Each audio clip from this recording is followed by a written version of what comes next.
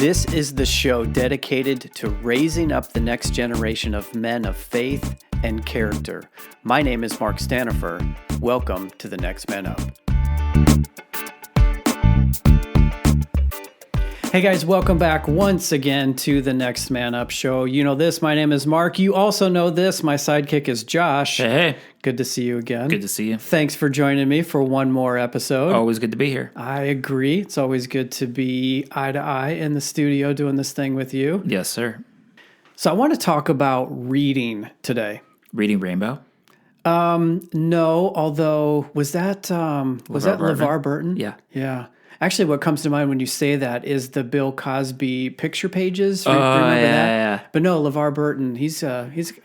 I enjoyed him first as LaForge on Star Trek. Same here. The Next Generation. So good. But he's done well for himself in encouraging people to read. Right. I agree.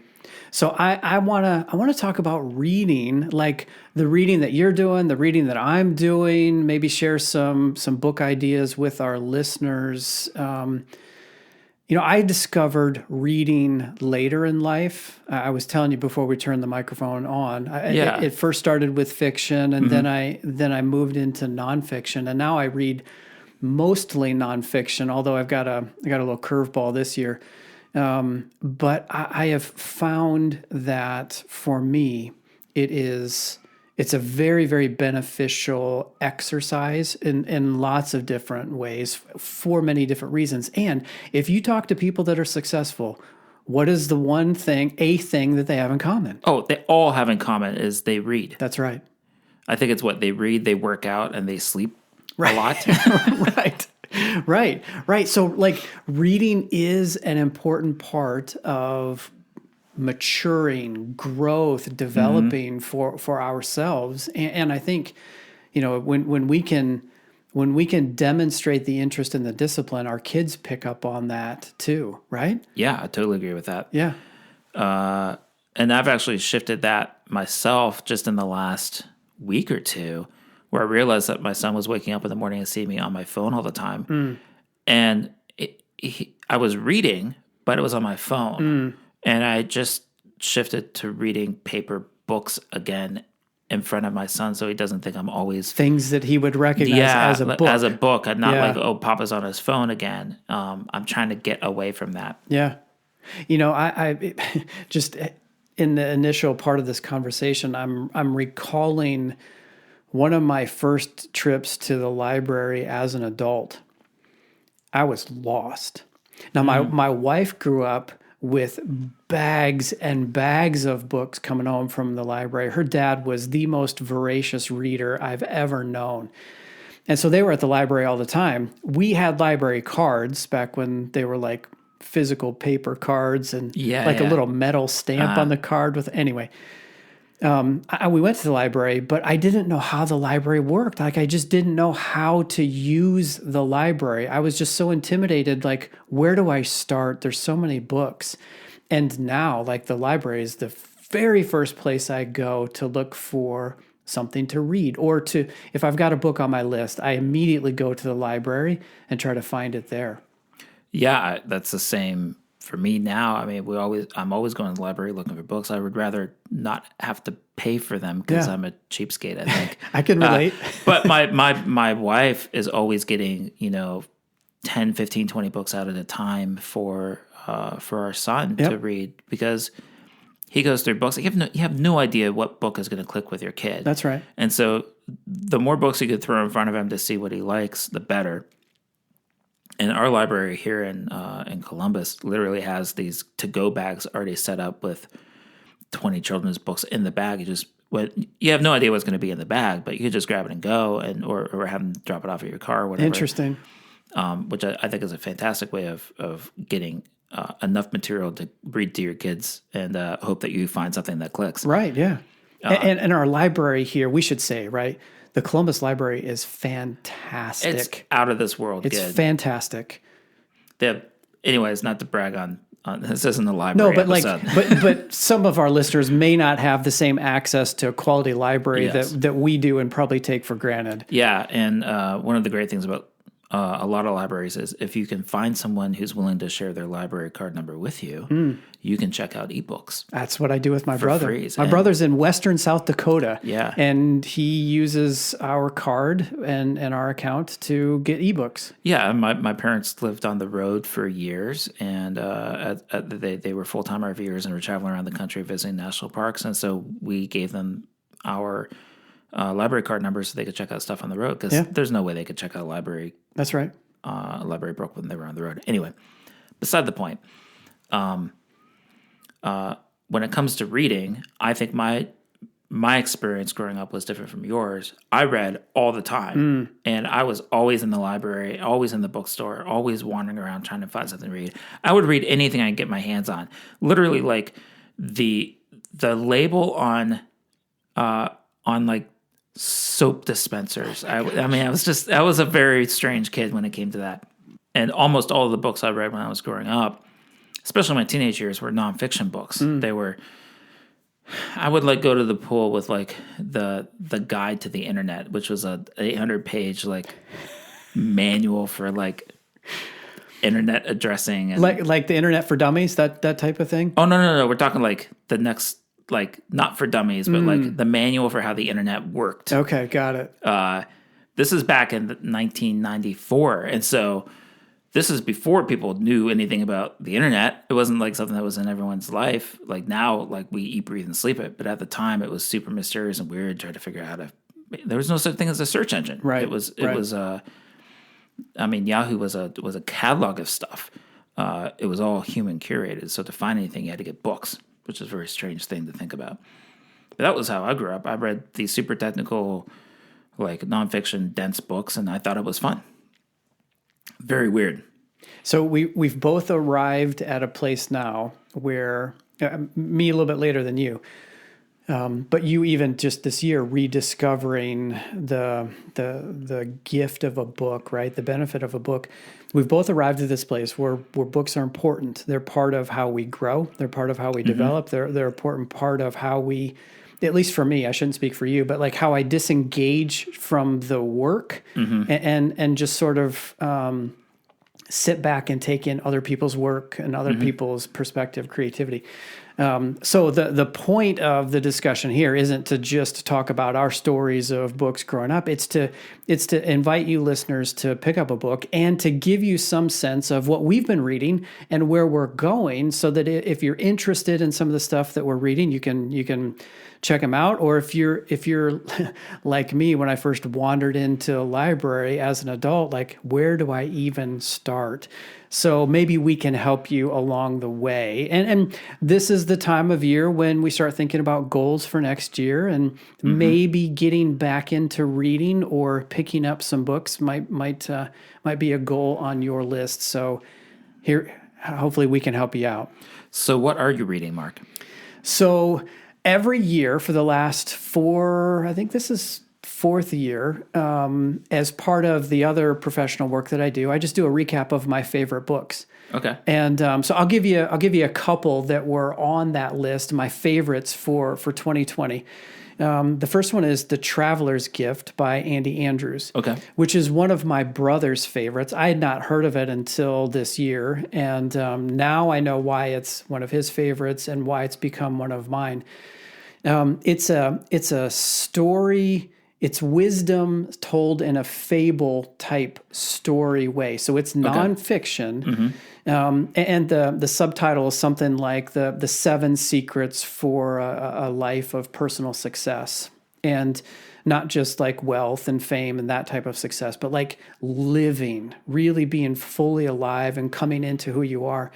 And the story's told in a really fascinating way. The traveler actually travels through time, meets a bunch of different historical figures like Lincoln and Solomon and Christopher Columbus, and he encounters them in their element, and they pass on to him a lesson, a life lesson, if you will, about what it means to be successful as a person. Interesting. Andrews, the author, curates those 7 lessons into like, here's a recipe for success. And boy, this was one of those books that I wanted to continue to chew on. And so I took those 7 lessons and I reread them every week, not the whole book, but just those, like you would review goals on a regular basis. Yeah. I'm just reviewing these lessons on a regular basis. That's really interesting. Yeah. And so it's just that reminder for me of, okay, here's what I can do. Here's who I want to be. And highly recommend this book. It's an easy read, but there's a lot there if you're willing to chew on it. Okay. What else are you reading? Okay. So Fathered by God is one that's been on my list for a while. I got to that this year. It's by John Eldredge, and it's I would say it's a sequel, if you will, to Wild at Heart. I read Wild at Heart maybe 15, 20 years ago. Yeah, I remember reading it about then too. It didn't resonate with me at the time. I'm in a different place today than I was back then. But boy, Fathered by God really resonated with me. And what I took away from that is, we spend a lot of time here talking about dads checking in to that son relationship to be able to guide and lead from boy to man, right?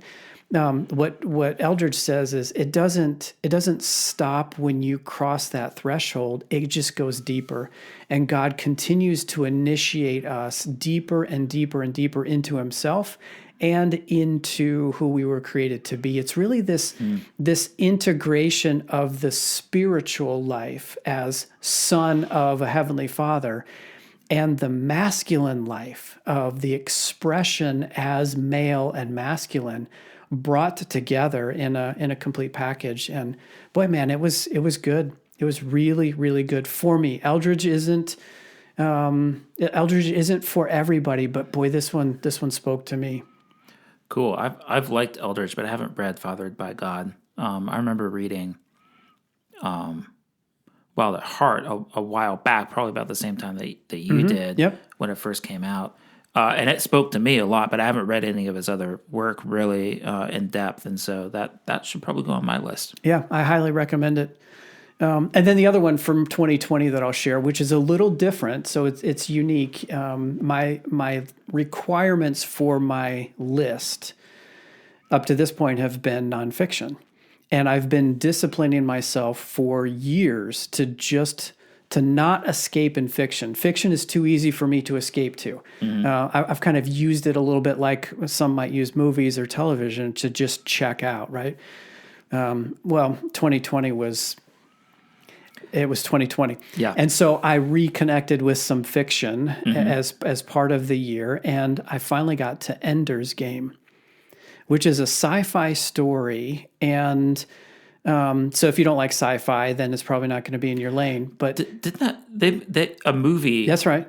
Based on the book just came out recently. It's been more than recently, but the movie is where I first noticed the story, and then I'm like, oh, maybe this was based on a book. Okay. So I went and discovered, it is based on a book and a whole series of books, not just one, but there's probably 7 or 8 in this whole Enders series. Okay. And I won't spell out the story, but what's interesting, what I found interesting is this. I read Ender's Game, then I read Ender in Exile, and then I read Speaker for the Dead. And what I discovered in this development of the Ender character is really a message that applies to us today, and that is how to hold people in relationship that are different than you.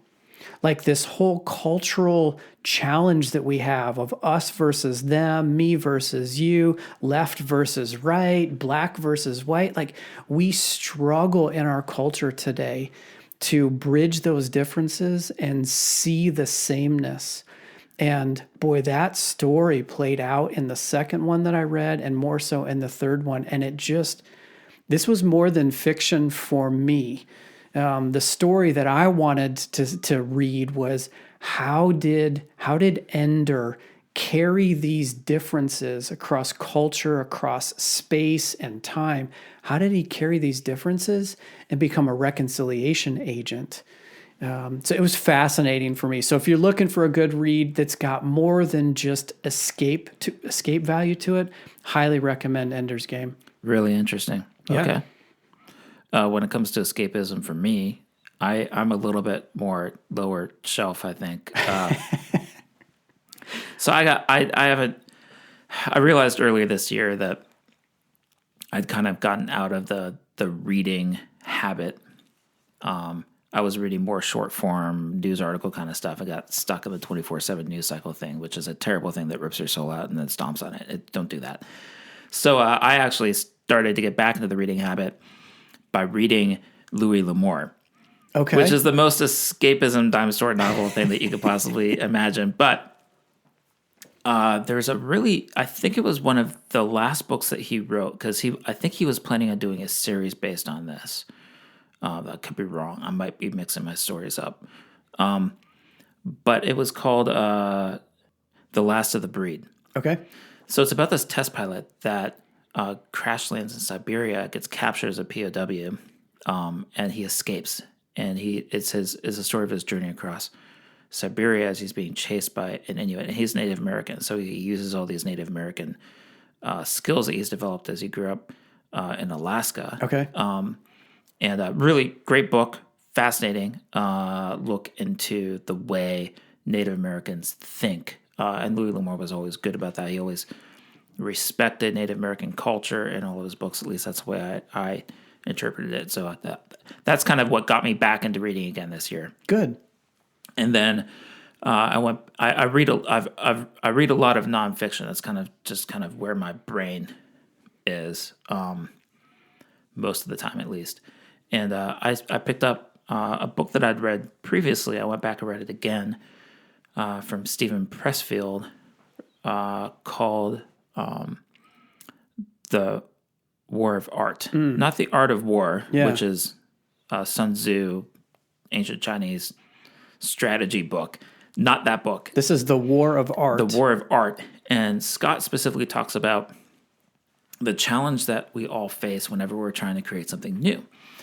So it's not just art. Art is one kind of creative activity. So if you're starting a business, if you're starting a family, if you're starting any sort of new endeavor, starting a new fitness plan, if you're starting a new, whatever it is, if it's new, you're going to experience resistance, and you're going to experience the opposite of resistance, which is almost like he calls it the agreement of the universe, I think is the way he kind of puts it. And it's this dualist kind of like thing that goes on when you're trying to create something new out of nothing. Really great book, really easy to read because it's all these really short, almost devotional style entries. They're only like 200 words to a chapter. I mean, they're super short, one page kind of deals. Usually it's like one paragraph. I think there's only a handful of chapters that go beyond like a page. Okay. So it's a really quick, like easy book to read. So if you're getting back into nonfiction, that's a really great place to start. Yeah. But that book actually is the first book of a whole series of books that Scott wrote to help people who are creating new stuff. Okay. So I read the first 3 and I haven't gotten to the others yet. And I don't know if I necessarily will. But you have The War of Art. You have Turning Pro. Because one of the things he talks about is amateurs don't have any sort of system to doing things, but professionals do. Okay. And so if you want to push the resistance and actually successfully create something new, then you have to be professional about it, not an amateur about it. You have to have a system around it. Systematize it, yeah. And you have to be disciplined about it. So Turning Pro, and then Do the Work. Okay. So I read those 3 books probably in like midpoint of the year when I realized that I was kind of stuck in this like not reading thing. And I would highly recommend that people take a look at those books as a good starting point. Nice. To get back into the reading habit. Nice. Okay, so that's a bit of a look back, like where you and I have been. Where are you now? Yeah, so I'm in the midst of 2, and that's always interesting. I can't really manage more than 2 nonfiction books at a time. But they're both really good, and one of them is just taking a while. So we had Morgan Snyder on the show a few episodes back. A fantastic conversation. By the way, listeners, if you haven't heard that one, stop this right now. Go back and listen to that one. I think it was episode 132. Fantastic conversation. Anyway, he wrote the book Becoming a King, and so when we talked, I was about halfway through it, and I'm about 3/4 of the way through the book now. But it's it just continues some of the themes that I was talking about with Fathered by God, but in a different way, like through Morgan's lens and Morgan's stories. And it's really good, man. It's really, really, really good. In fact, I don't know if you could tell, but ever since I started reading the book, I've been carrying my pocket knife. That's really interesting because I'm going to pull this out of my pocket right now. I've also been carrying a knife again. I stopped carrying a knife a few years back. I think when I was traveling a bit, because I would always forget to take it out. But I think carrying a knife is an important part of being a man, to be prepared and ready for whatever life throws at you. It's amazing how many times I've pulled it out that I otherwise either wouldn't have, or I would have ripped a box open, or I would have gone to the drawer. Or use your keys. Right. Now, thank you, Morgan. Now the knife is with me. So anyway, the Becoming a King, the second book that I'm in the midst of reading is one by Bog Goff. It's his latest book. I don't know if you know Bob or not. Actually, I don't know Bob either. We're not on a first name basis. Although I could be, because he's just that guy. He puts his cell phone numbers at the back of all of his books. What? He gets about 100 calls a day. And he's just unreal. that approachable and available, and he loves people in that way. He's like the opposite of Bill Murray. Right. Bill Murray is impossible to get in contact with. He has an 800 number that people have to call that he checks every 6 months. Okay. And that's the only way to get in touch with him. Well, this is not Bob Goff. Not Bob. He wrote Love Does, which was my first foray into his writing and my experience with him. And his latest is Dream Big. I think it came out earlier this year, maybe late last year. Okay. But it's really all about not just dreaming big, right? Like that's the title, but it's about living into your purpose and your ambitions and trusting that God is the author and the creator behind those, and he's with you, and he's just inviting you into that journey. And so it's, again, Bob's style is very approachable, very easy. The chapters are short, and he's crazy. He's absolutely a crazy dude, just crazy. Crazy how? He is ready. He's fire, ready, aim. He's not ready, aim, fire. He's not ready, fire, aim. He's fire. And then maybe he'll be ready to aim. Like he's just crazy.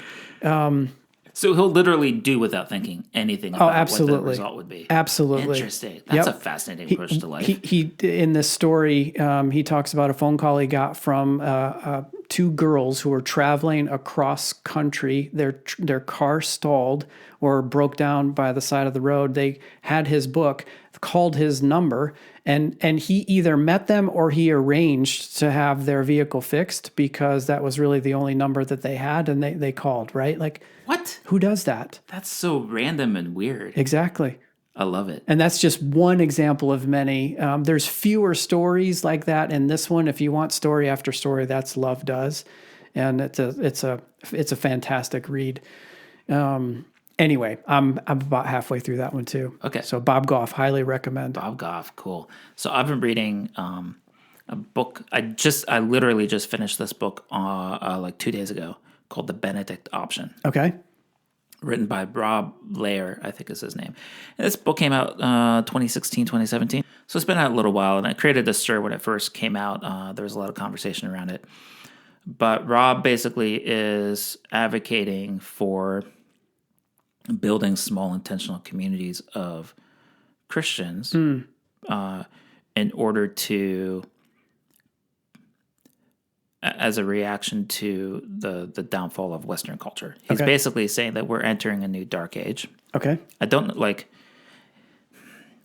how much I agree with him across the board on everything. But that's what he's talking about. His perspective is that we're entering a new dark age, similar to the dark age that happened between 900 and 1400. So like the dark age, the Middle Ages that we all think about. And one of the ways, or the primary way that Western civilization was preserved during the Dark Ages was through the Benedictine monasteries. They created these intentional communities, and as a result, they were able to pass down the culture that had disappeared throughout most of Europe during the Dark Ages. Okay. And he's saying that we're entering a similar cultural dark age, that we've become post-Christian as a country, really across all of Western culture, become post-Christian, and to continue to follow Jesus, to continue to call yourself a Christian in this culture is going to become very difficult very quickly. And we need to create these small intentional communities of believers so that we can pass down our faith to the next generation, so that we can preserve that through this dark age. That this post-Christian culture will also fade away, and we'll have a new enlightenment. Yep. I think he would probably say that. He doesn't say that in the book. Really great book. I highly recommend it. It might help you think about how to create these small communities yourself. And that's actually what I'm reading right now. Is the Benedictine option. The Benedict option. Benedict option. So Saint Benedict is the guy who started the Benedictine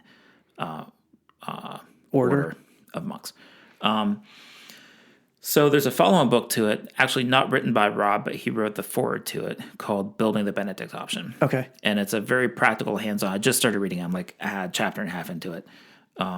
It's a practical, hands-on guide to actually, like, how do you host people? How do you get people together?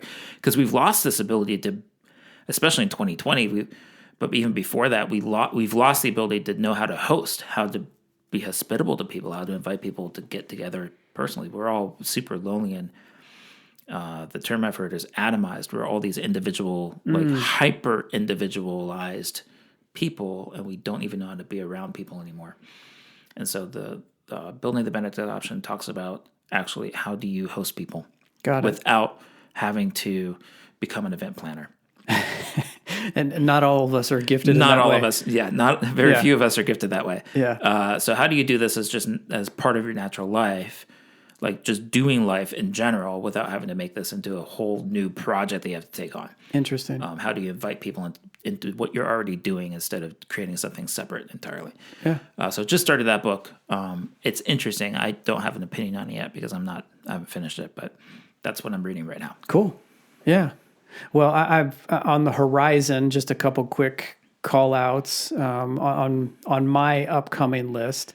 There's two that I want to reread. I read them about 3 years ago, and I want to go back and read them again. Okay. Daring Greatly by Brené Brown significantly transformed me, changed me, highly, highly impactful for me. And then Essentialism by Greg McKeown.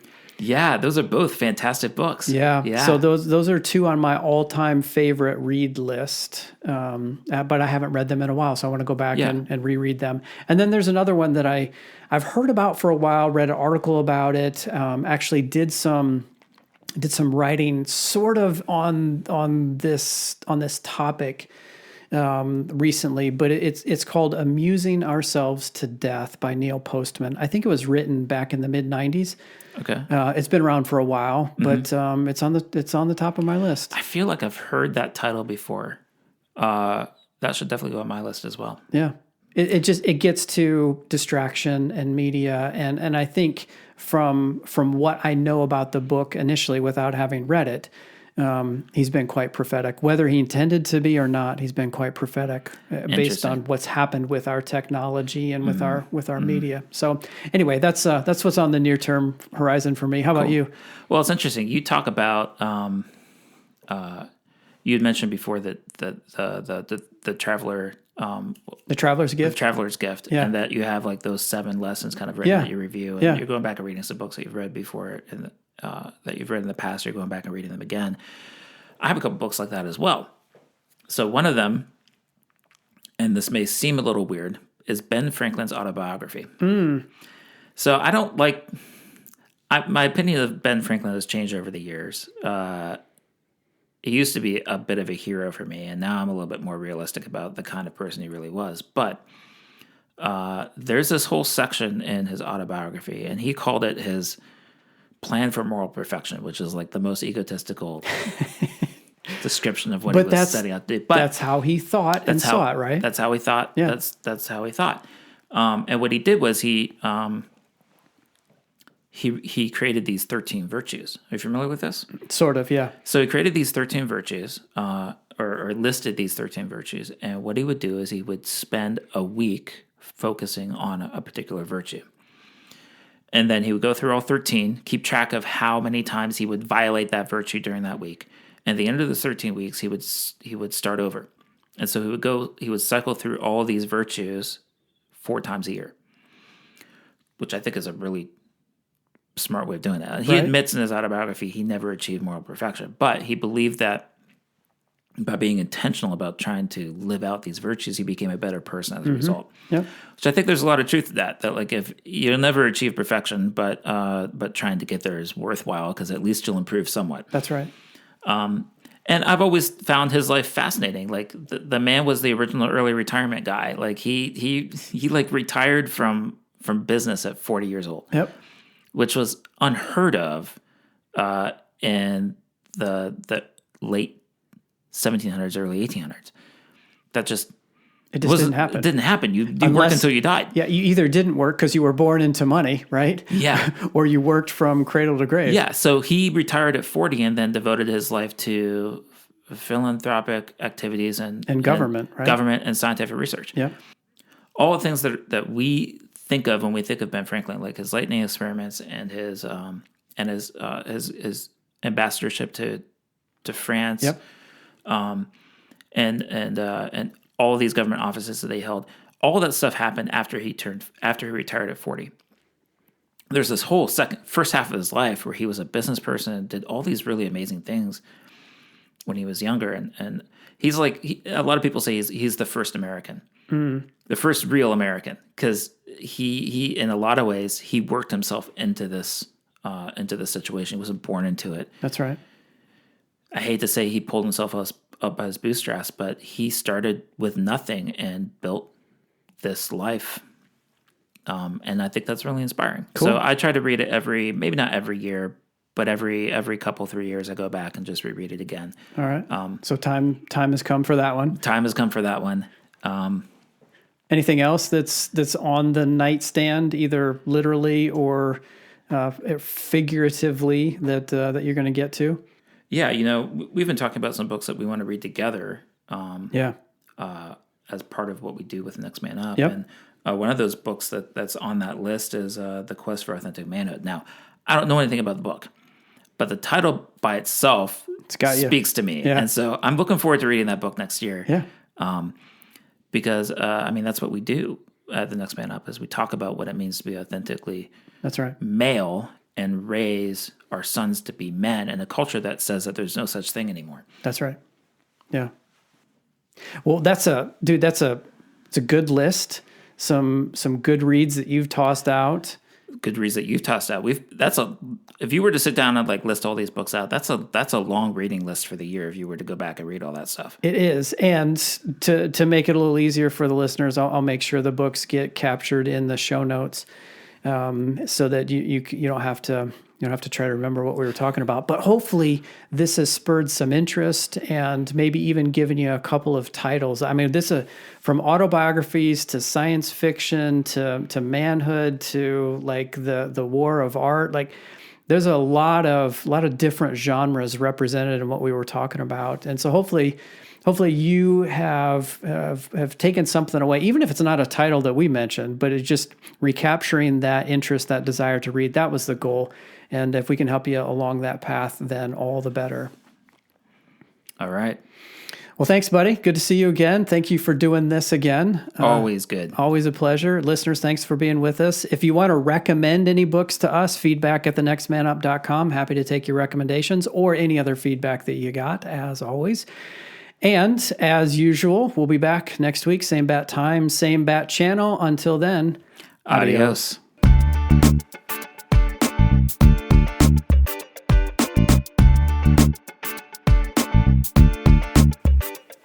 Hey, listeners, thanks for journeying with us on this Next Man Up podcast.